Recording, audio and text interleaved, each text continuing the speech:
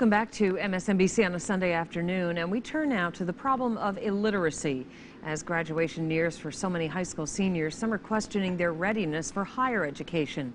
NBC's Gwen Eiffel has the story. Tracy Watson never thought her freshman year in college would include a high school writing course.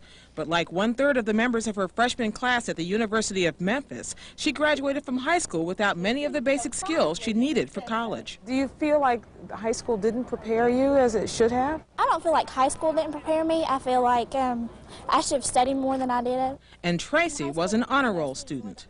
High school students are playing catch-up when they get to college. In Tennessee last year, the state spent $25 million teaching reading, writing, and math skills, fundamentals they should have learned when they were in high school.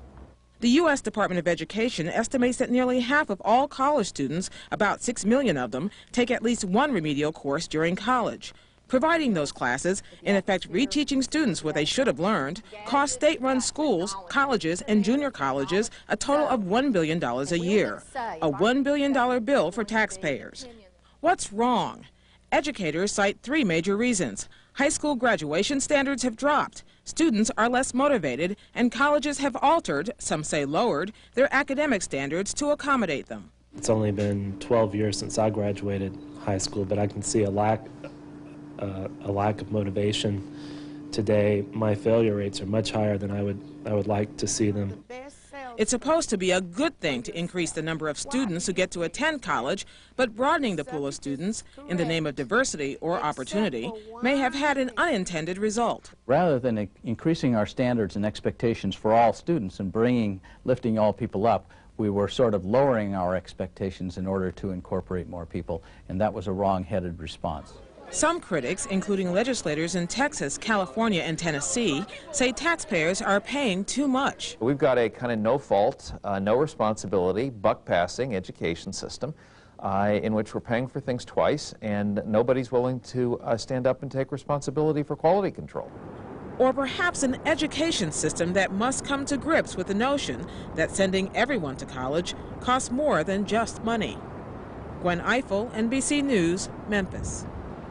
And joining us now to talk about this is Joe Little from the American Literacy Council, a nonprofit organization devoted to fighting illiteracy for more than 100 years. Now, illiteracy is a growing problem.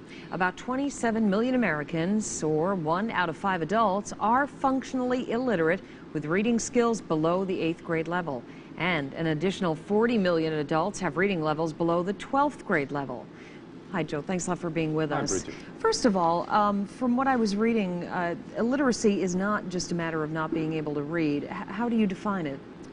It's being able to write and to spell and to read what you need to write and spell and read in order to get through a given day, a given week, reading a label on a medicine bottle, filling out an application for employment, those kinds of things, basic level. And of course there are different levels of literacy for different professions, different careers.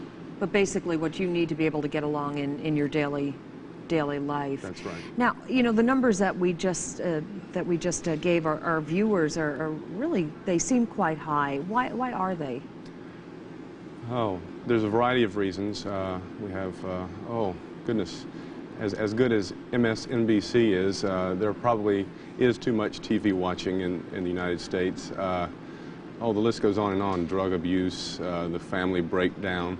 One of the things that is largely overlooked is English spelling. I love English, but the spelling of English leaves a lot to be desired. Are you saying that a lot of people are illiterate because English is a difficult language to master? Especially the spelling, because that's what we read, that's what we write, that's what we spell, and that's the stumbling block in a lot of cases. That's the underlying root. Because it's difficult.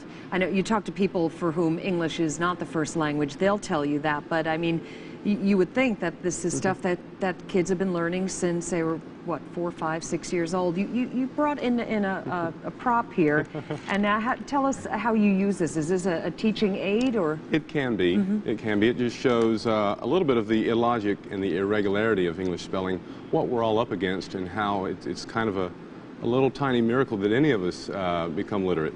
Take, for instance, the word bomb. B-O-M-B is bomb.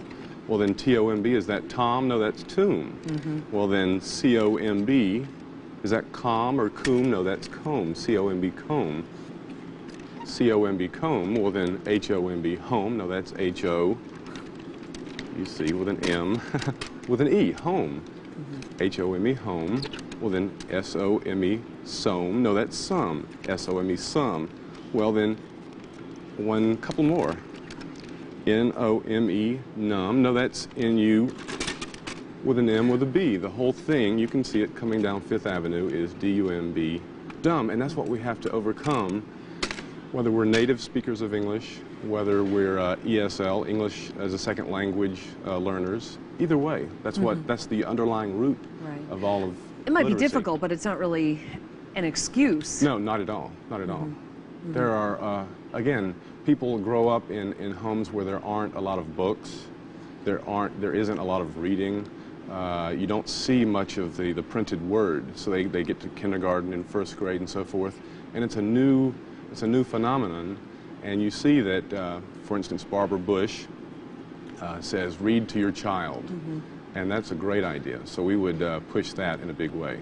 And yet, you know, it seems that our society is so advanced now that we are at the stage where we're talking about getting a computer in every classroom. And as wonderful as that might be, has that been any sort of hindrance into teaching the spoken and written word? A lot of computers in the classroom? Is that a hindrance? Yeah, in any way. I mean, is there too much focus on technology and not enough focus on literacy? Well, you can have a computer for every child, and if the child doesn't know how to write or read or spell, then it doesn't do them much good. A lot of the things that you see on a computer is graphics. You see a lot of graphics, and if we dummy down the computer software to have just graphics, then a lot of people can take advantage of computer technology. But if you have a lot of literacy in the computer technology, then a lot of people are lost. So it doesn't hinder it, but it's a good idea to focus on reading and writing and spelling skills all throughout the school levels. And is there, and speaking of school levels, as we mentioned in NBC correspondent Gwen Eifel's report, that a lot of kids apparently are going to college finding themselves unprepared. Is that a big problem? Well, I hear from that story that the University of Memphis did a test, a writing test for their incoming freshmen, and 1/3 of them, just in terms of writing skills, weren't supposed to be in college. Just in terms of writing skills, they weren't ready to do the kind of work that college involves, and college level classes involve. So the literacy skills are not being taught at the lower levels. So what do we do to overcome all this? That's a good question. Well, there are national organizations to call. So much of it does involve parents. So much of it does involve friends. Are you teaching your children? Are you reading to them at night? Are you having a lot of books and magazines in the home? Are you looking at what they're doing at their homework? Are you working with them? If that's not being done, then a lot of it is remedial later on in life, and that's where we get some of the national literacy organizations, Laubach Literacy and Literacy Volunteers. All right, so home is always a good place to start. All right, Joe, I know you're going to stick around with us for a while. We're going to be talking with our MSNBC contributors coming up after break, and in a little while, we're also going to be taking your phone calls. Make sure you stay with us. You're watching MSNBC. We'll be right back.